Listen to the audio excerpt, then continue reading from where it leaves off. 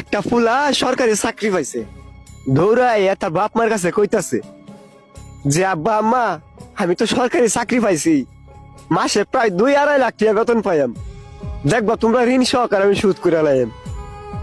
এই কথাটা কইতেই বাবা মা একে অপর তাকাইয়া একটু মুস্কি হাসি দিল। তখন ফুলাই কইতাছে কিতা, কি গো তোমরা হাসলা কেন? না বাবা এমনিতে হাসি। আচ্ছা তুই যেহেতু আমাদের ঋণ সুদি করতে চাইতেছস, আজকে রাইটটা যেহেতু তুই আমার সাথে থাকতে পারস, তাহলে তোর ঋণ সুদ হয়ে দেবো। পরে ফুলাই কইতাছে কি, কই এইটা কোনো ব্যাপার হইলো? আচ্ছা ঠিক আছে আজকে রাইতে তোমরা লোক আমি ঘুমাইম। পরে দিন পরে রাইত হইলো, ফুলাই গিয়া তার বাপ মার সাথে শুইলো। শুইলা ফুলাই ঘুমাইয়া গেছে, কিন্তু বাপ মাই ঘুমাই নাই। ফুলারা ঘুমাইতে তুললে বাপে ডাকতাছে যে বাজান, ওই বাজান উঠ না, বাজান ওই বাজান উঠ না। পরে উঠছে, বুঝতেছে কি হয়েছে আমার ডাকতাছে কেন লাগে, যে বাবা আমার 1 গ্লাস পানি খাওয়াইবি।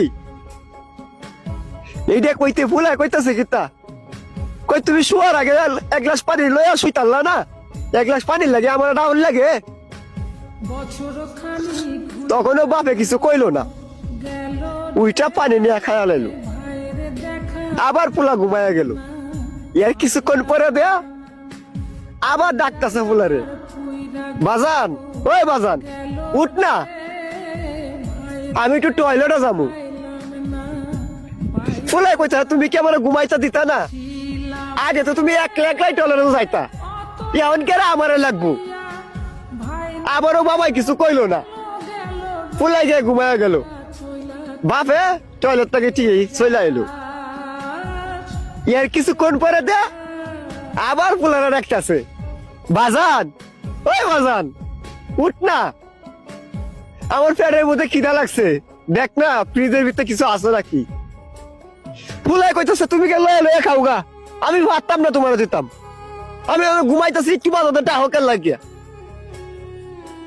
আবারও বাবা কিছু কইলো না, ফুলা দিকে সুন্দর মতো ঘুমাইয়া গেল। এর কিছুক্ষণ পরে দেয়া মা 1 গ্লাস পানি ঢালে দিছে পোলার শরীরে।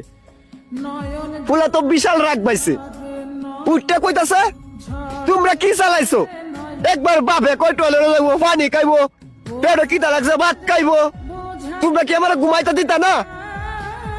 ওরা আস্তে করে বাপে উঠিয়া ঘরের লাইটটা জ্বালা দিছে। জ্বালা দিলে কইতাছে বাজান মাত্র 2-3 ঘন্টায় তুই হাঁপায়া গেলি, হাত তোরে বড় করার লাগিয়া কত রাজ্যে ঘুমাই নাই, তাই আল্লাহ ছাড়া কেউ জানে না তোরে এত বড় করতে গিয়া কতটুক পরিশ্রম যে করছি তা তোরে বুঝায় কইতে পারতাম না। মাত্র 2-3 ঘন্টায় তুই হাঁপায়া গেছস। তুই ছোটবেলা তোর মায়ের কোলে মুইতে দিতি, এই মাঘ মাসের শীতটার মধ্যে তোর মা ভিজা জায়গা থাকছে আর তোর এটি শুকনা জায়গার মধ্যে রাখছে। এই অর্ধেক খাইতে বেলা তোর পেটের মধ্যে ক্ষুধা লাগতো, কিন্তু তুই খাইতে চাইতি না। তোরে উড়ানো হাঁটতাম নিয়া বারিন্দার হাঁটতাম, হাঁটতে হাঁটতে ধরে খাওয়াইতাম। এই বছরের আজানটা যখন পরে তখন সেরকম ভাবে ঘুমিয়ে ধরে, সেই টাইমে তুই কি করতি, পায়খানা করে দিতি।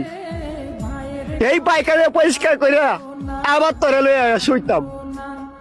একটা রাইতের মধ্যে কম করে হলো তুই 10 বার ঘুম থেকে উঠতি। তারপরেও একদিন বাজান তোর প্রতি বিরক্ত হই নাই। আর আজকে মাত্র 2-3 ঘন্টায় তুই হাঁপায়া গেলি, তখন আর ফুলার বুঝতে বাকি থাকে নাই। তখন সন্তানে বাবা মারে জড়ায় ধরে কান্না করতেছে আর বলতেছে